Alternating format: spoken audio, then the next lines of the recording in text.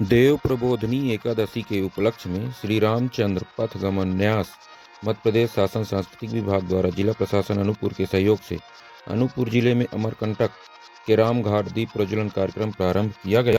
तत्पश्चात इस अवसर पर आज अमरकंटक स्थित मां नर्मदा के दक्षिण तट पर मध्य प्रदेश शासन के कुटीर एवं ग्रामोद्योग राज्य मंत्री श्री दिलीप जायसवाल तथा कलेक्टर श्री हर्षल पंचोली की सहित पुजारियों द्वारा वैदिक मंत्रोच्चारण से मां नर्मदा की महाआरती की गई।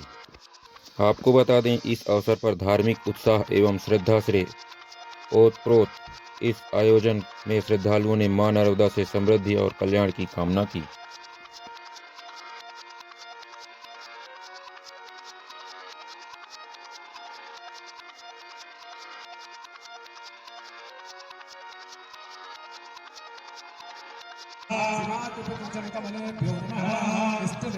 चलाओ चलाओ चलाते रहो।